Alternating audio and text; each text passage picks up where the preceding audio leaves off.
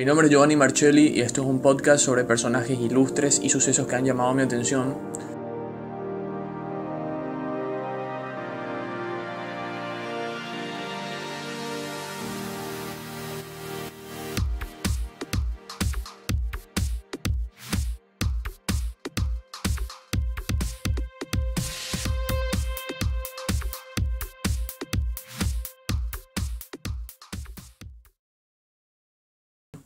Hoy voy a hablar de George Gordon, Lord Byron, importante exponente del romanticismo inglés, a quien conocí mejor y también su obra durante mi estadía en Pisa. Es que allí justamente él residió en un palacio sobre el río Arno. Nació en Londres en 1788 y murió en la ciudad griega de Mesolonghi en 1824, con apenas 36 años. Encarnó la figura del poeta maldito, atribuido a su talento poético, una personalidad macabra, su atractivo físico y su vida de excesos. Byron tal vez haya sido el primer rockstar con el concepto moderno, el concepto que tenemos hoy en día de esa palabra. Fue nieto de John Byron, conocido como Jack Tempestades, un vicealmirante que navegó por todo el mundo, quien desheredó a su hijo, al papá de George Gordon, a quien llamaban Jack el Loco, porque tenía una vida viciosa, incluso más viciosa que el papá, que el abuelo de Byron, y una vida que a través de los vicios duró poco, tanto que George Gordon, Lord Byron, quedó huérfano a los 3 años. Pero aún así tuvo unos cuantos hermanos, entre ellos Augusta. Byron, que nació con problemas físicos que la aquejaron toda su vida, era rengo. Era rengo pero con una muy buena postura porque practicó. Es un ejemplo a sobreponerse a los problemas que ve por ahí uno presenta. Aprendió boxeo, natación, era un muy buen jinete y también inventó una manera de caminar balanceándose, en cuales los tacones de sus zapatos hacían un sonido como tan tin, y dicen que de allí viene la palabra dandy. La mamá de Lord Byron era una escéptica y millonaria, y tuvo una relación extraña con Byron, al quien llamaba el pequeño diablo, y este también le llamaba la vieja viuda, y tenía una relación de amor y odio. De ella heredó la dulzura, el amor por la belleza, pero su mamá se veía muy frustrada por el problema que tenía Byron. En una de esas decide llevarle junto a una curandera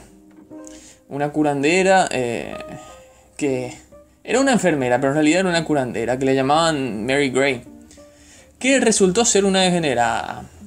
Abusó de Byron a los 9 años y bueno, así le inició.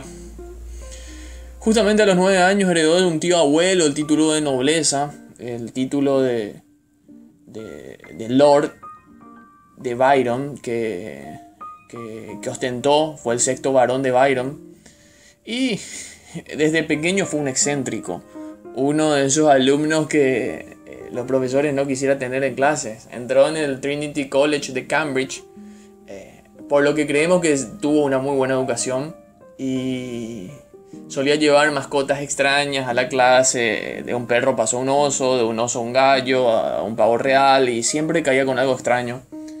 Se hizo un deportista porque justamente ese deseo de sobreponerse a lo que ocurría de chico, era gordito y se hizo un deportista, comenzó a hacer gimnasia. A los 21 años hace un viaje al sur de Europa. Había una costumbre en Inglaterra entre las clases altas, que una vez terminado el colegio salían de excursión por el sur, le llamaban el Grand Tour. Sobre todo el tour se centraba en Italia y en Grecia, yendo al mundo clásico.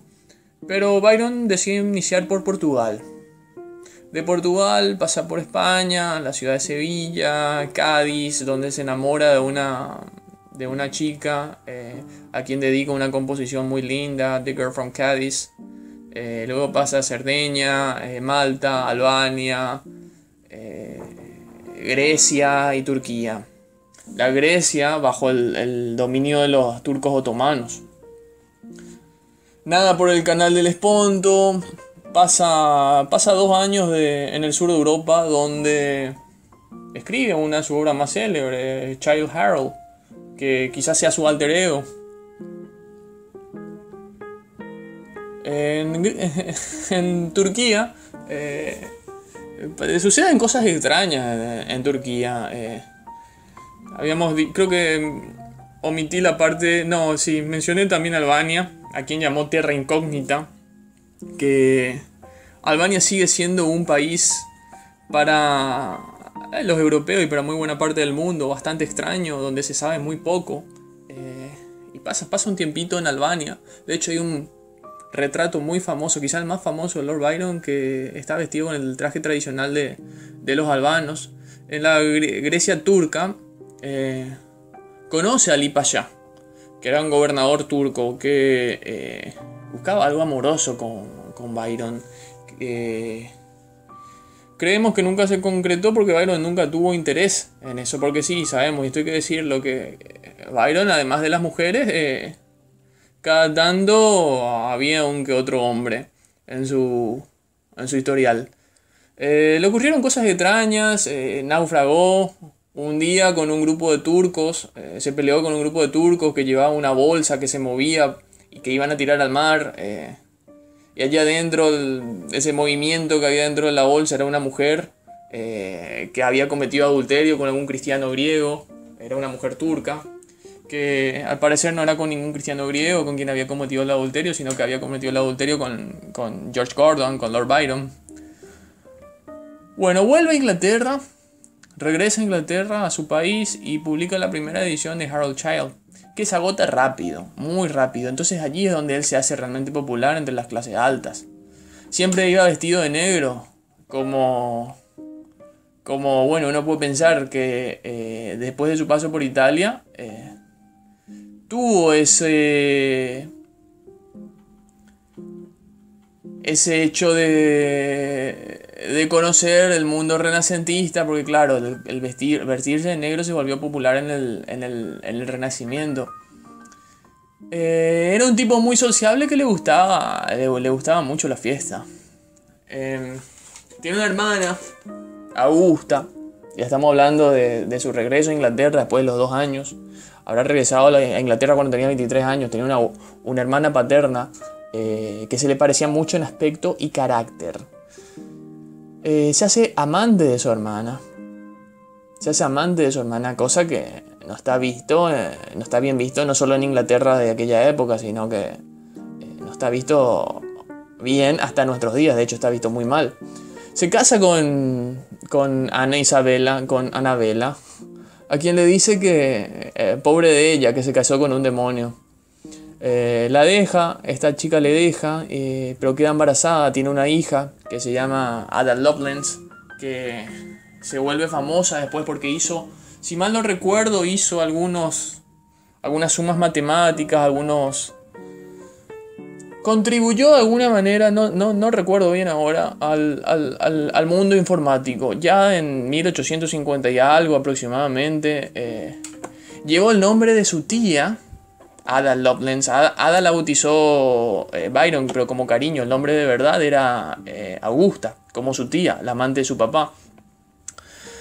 Bueno, durante ese tiempo las cosas no venían bien para él. Tuvo un gran desprestigio en su país y ya no le gustaba mucho estar por allí. Entonces se va de Londres, se va a Suiza con los Shelley.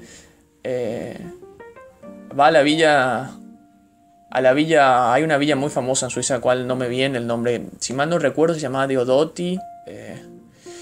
Con Mary Shelley, Percy Shelley y John Polidori. Y con Claremont.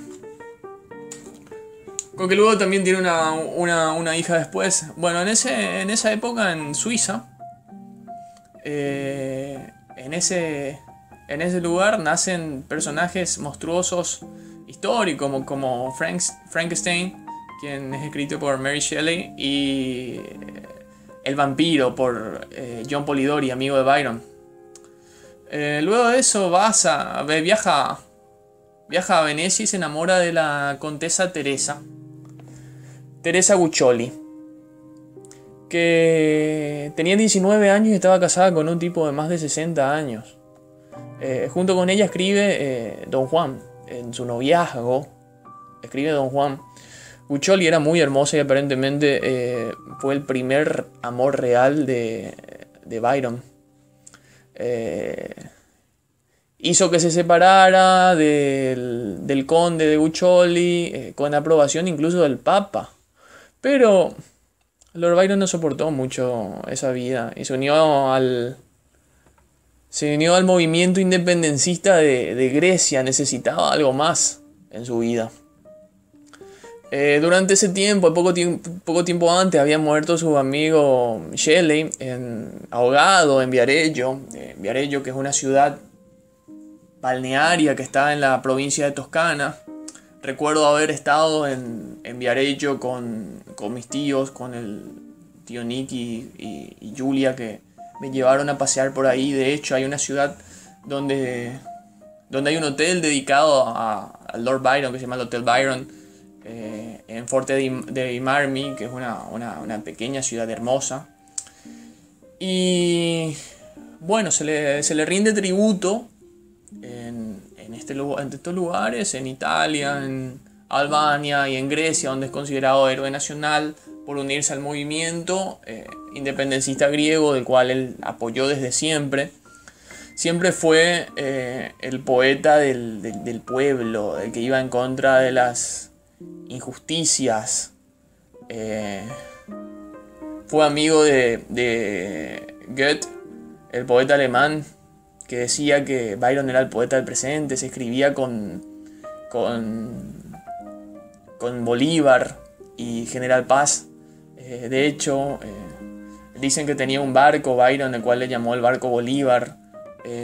Y bueno, los sudamericanos, los hispanoamericanos sentían mucha admiración por poetas de aquella época, poetas ingleses de los cuales prefiero no hablar. Fue también amigo de Brummel. Brummel, recordemos que es el que inventó el saco, el saco que se usa hoy en el traje. Fue un invento de Brummel. Y bueno, escribió poemas muy bellos como She Walks in Beauty, que para mí es uno de los más lindos. Y no terminó de escribir Don Juan, que es algo satírico. Y es un personaje bastante extraño. Murió de una fiebre extraña también en Missolonghi, el mismo lugar donde había estado a los 21 o 22 años de edad. Murió a los 36 años en esa ciudad griega. Le agarró una fuerte fiebre, una calentura corporal, cual le terminó matando.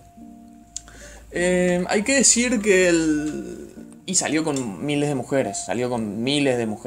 Justamente él hacía honor a eso. Pero hay una diferencia entre el donjuanismo de George Gordon, de Lord Byron, de lo que es la leyenda hispana del Don Juan, que es el hecho estético. Él buscaba el hecho estético y moría con ese ideal. Eso es lo que realmente le satisfacía, no la satisfacción de una manera vulgar, como de por ahí podría tener el Don Juan, la leyenda española.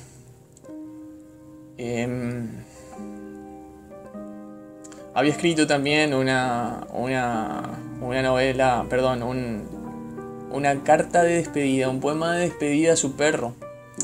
Y es famoso por la frase, mientras más conozco a los hombres, más quiero a mi perro. Bueno, eso es todo lo que tengo para decir de este fantástico poeta, este gran aventurero y este conquistador nato de que tuvo una vida muy, muy apasionada, más allá de lo que son sus conquistas femeninas o no, tenían un ideal y buscaban hacer frente a esa Inglaterra dura de la revolución industrial, la revolución textil, que estaba cambiando la forma de vivir, no solamente en Inglaterra, ya en todo el mundo. Recordemos que este producto romántico inspiró también las revoluciones en América, y es un personaje interesante, digno a ser estudiado y a saber de él. Espero que le haya gustado y bueno, quisiera prontamente hacer otro podcast y contar un poquito de la vida de otro ser famoso que hizo algo de relevancia, o contar sobre sucesos que puedan aportarnos a nuestros días. Espero que le haya gustado.